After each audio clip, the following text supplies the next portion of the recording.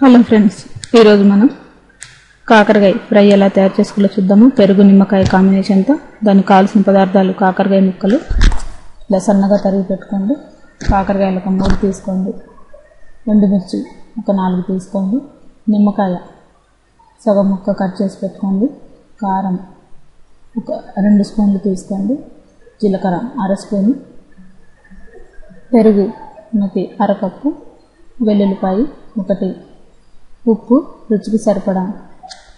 ముందుగా మనం ఆయిల్ కొద్దిగా తీసుకొని, ఆయిల్ కూడా కర్రీకి సరిపడా తీసుకోండి. ముందుగా మనం కళాయిలో కాకరకాయ ముక్కల్ని ఆయిల్ వేయకుండానే దీంట్లో పెరుగు, కొద్దిగా నిమ్మరసం, కొద్దిగా ఉప్పు కూడా వేసుకోండి కావాలంటే, లేదంటే ఇలాగైనా కొద్దిగా ఒక చిన్న గ్లాసు, మరి ఎక్కువగా కాదు, చిన్న గ్లాసు వాటర్ వేసుకొని వాటర్ అంతా ఇంకిపోయే వరకు ఇలా ఉడికించుకోండి. ఉడికిన తర్వాత దీన్ని సపరేట్ బౌల్లో తీసుకొని చల్లారనివ్వండి. ఆ తర్వాత మళ్ళీ మనకి ఫ్రైకి సరిపడా ఆయిల్ వేసుకోండి.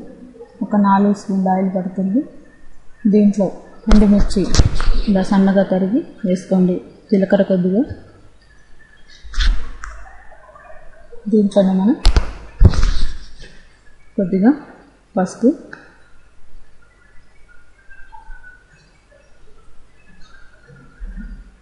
కొద్దిగా కరివేపాకు, అలాగే దీంట్లో మనం ఈ కాకరకాయ ముక్కల్ని ఉడికించి పెట్టుకున్నాం కదా, అవి కూడా వేసుకొని ఇది మనకి బాగా ఫ్రై అవ్వాలన్నమాట.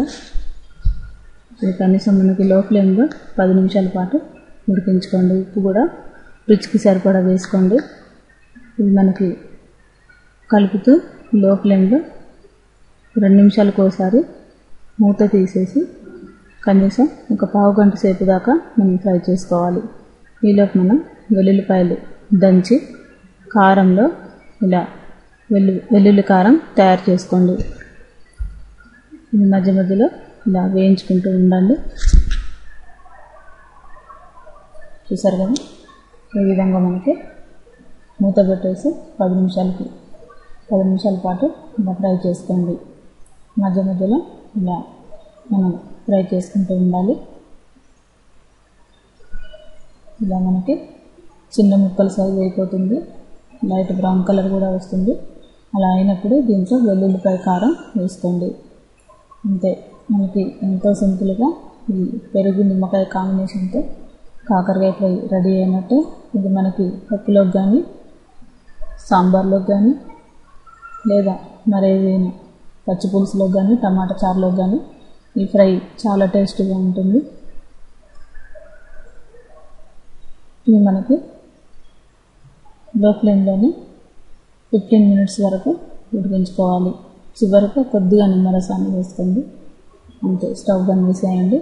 ఇది మనకి చల్లారిన తర్వాత ఈ నిమ్మకాయ టేస్ట్ అని చాలా రుచిగా ఉంటుంది ఈ కాకరకాయ ఫ్రై. ఈ రెసిపీని మీరు కూడా ట్రై చేసి చూడండి. ఈ రెసిపీ కనుక మీకు నచ్చినట్లయితే లైక్ చేయగలరు.